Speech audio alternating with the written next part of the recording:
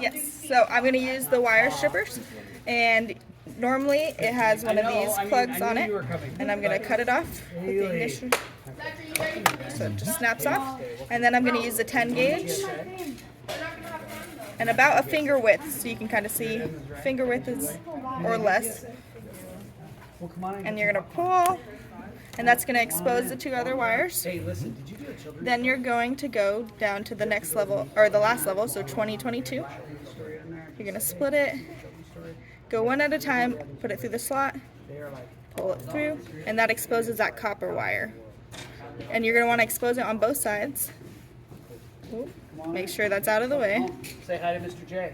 Come on in. Are you a little brother? Okay, and that exposes both the copper wires. So that's just prepping the wire. Now you're going to go into tinning the wires. So you're going to first twist. Is there any popcorn left over there? All your copper wires together. Rick, I found an extra blade. There's extra blades in our kit. They're in the flight bin. Right, look Flight in the table. flight bin. Okay, so it all has the copper wires twisted. Food in here? Do you Yeah. have a food handler's license? You have a food handler's license. This is our president Okay. of TSA. You're going to want to flex the copper wires first. So you're going to take it, dip it in the flex paste, and that prepares the wires for the... That's called tinning. Yep. Well, we're going to add the tin, which is the tinning process. Okay. So this is just prepping for the tinning process. So we have it in the flex. We're going to use the magnets. Well, this is Mr. Lamination. Lamination. Okay. Yep. You're going to use the magnets to try and hold it in place. You are. Yeah. Let's give you a chance to So the iron has already heated up. It's up to about to 480, and it's going to keep rising depending on how long it's plugged in. As soon as you have your iron ready, you are going to touch the bottom of the wires. That's going to start heating the copper up. Pressing the iron to it is going to give that enough heat to then melt the iron, maybe if it's warm enough. Okay, that's just the right amount. So you got some solder on there. Yep, all the solder, and that's the tinning process. So you're gonna do that exact same thing. Let's see if we can adjust it a little better. So we're gonna do that exact same thing to the other one, making sure not to touch it.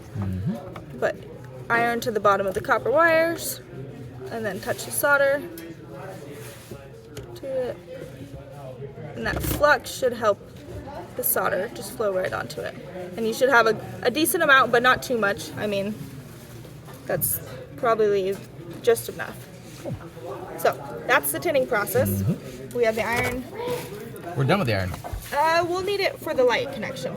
But for now, you can kind of see this might be just a hair too long. If you look at it towards the copper connections on the lights, it's like double the length that you really need. So you can take your wire strippers and kind of trim them, just to make sure there's not too much, because too much will lead to a poor connection or unstable connection. So that's all trimmed up. Now you are going to start connecting it to the light. So we're done with the solder. So now all we need is the iron and a flex pen. We apply the flex pen. It's like liquid, like a paint pen. You're just gonna apply it to the copper connections. What does the flux do? The flux allows for an easier transition from the copper to the connections that we have. Sweet. Yep. So we have the wires already. So you can see the wires are two different colors, red and black. So you want to make sure the red goes to the positive and the black goes to the negative. So if you have it set one by one, you're going to do individually. You're going to take your black wire, go onto the negative port, and then you're going to press the iron onto the wires. We'll see. Yep. So you can kind of see there's a connection. We might have to add some more solder just in case. And then you're going to go to the red one. And then you're going to remelt.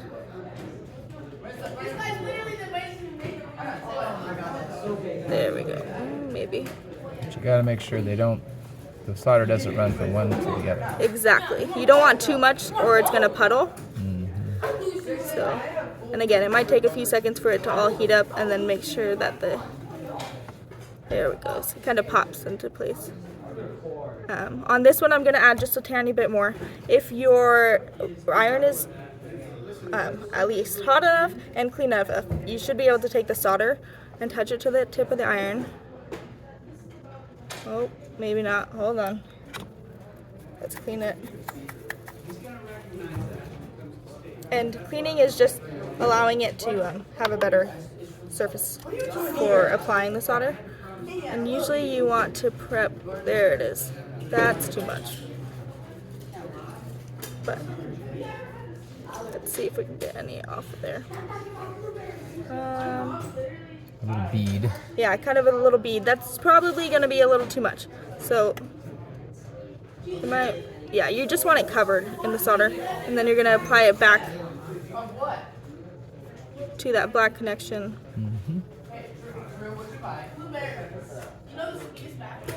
And if you screw up, you can just do it again on the next one. Exactly. You just touch the iron and it should pull right off, and then you can clip it.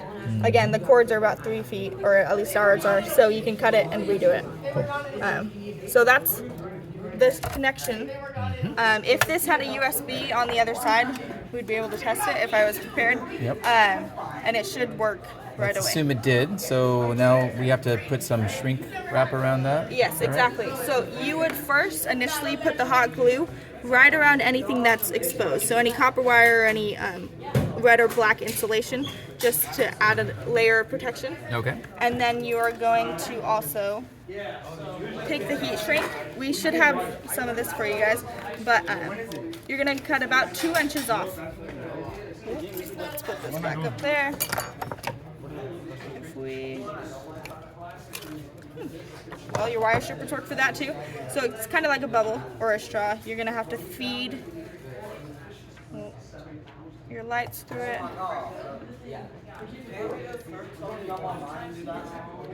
And then you're going to slide it on over it. So you want it just close enough to the first light that it's touching it, but not covering it. Of course, if it's covering it, you can take an X-Acto knife or a blade and cut around it and expose that light. Just so that the only reason you'd do that is so that the light wouldn't be blocked. Covered, yep, Yeah. basically. And then you use the heat gun and then heat gun it, and it will shrink up onto the wire and the light, and that'll just be another layer of protection around it. So, yeah.